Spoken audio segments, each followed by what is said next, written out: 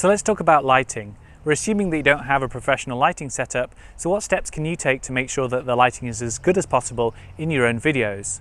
Well, if you head outdoors on a bright, clear day with no clouds in sight, you'll notice that the light coming from the sun is extremely bright. The highlights are very bright when compared to the darkness of the shadows. Look at the edges of those shadows as well. They're extremely well defined. And this is why we call direct sunlight a high contrast type of light. It's fine for a lot of situations, but if you've got somebody talking on camera, direct sunlight on somebody's face can create some rather unpleasant and unflattering looking shadows. Head to the shade like that provided by a tree or a building. If we compare the lighting on these two patches of leaves, the patch on the left are under the shade of the tree, and you can see that the lighting is a lot more even. Shadows are less well defined, and we can describe this type of light as soft or low contrast light, and it can be a lot more flattering for human subjects. The patch of leaves on the right are lit by direct sunlight. Notice how much more contrasty it is. The shadows are really dark and well defined, while the highlights are very bright. When a director of photography first walks onto a movie set, after the lights have been positioned, the first thing that they will do is make a fist and look at the knuckles on the back of their hand. It's a quick way to check what type of shadows their knuckles are making across the rest of their hand, and if the light is too direct, too contrasty, they can take steps to soften that light, soften the shadows, and even out the lighting across the set.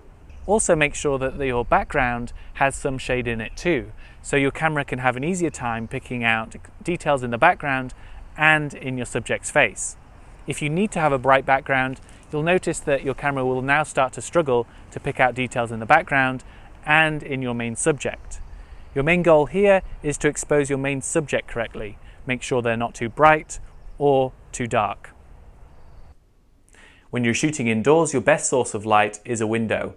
Right now I've got the window behind the camera, so the light from it is hitting me straight on. Unless you've got direct sunlight coming through the window, in which case you want to adjust the blinds or the curtains in order to stop that direct sunlight from hitting your subject's face.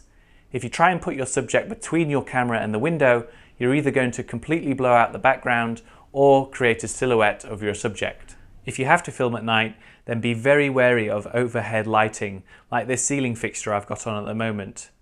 Not only is the direction of the light creating very unflattering shadows on my face, much like we saw with the direct sunlight, but the quality of the light is also very poor, with it being a fluorescent-based fixture. Lamps and wall fixtures can really help you out here. Not only is the angle of the light lowered, but you can bounce the light from a lamp off the wall, off a ceiling, and make it a lot softer light and a lot more flattering for your subject.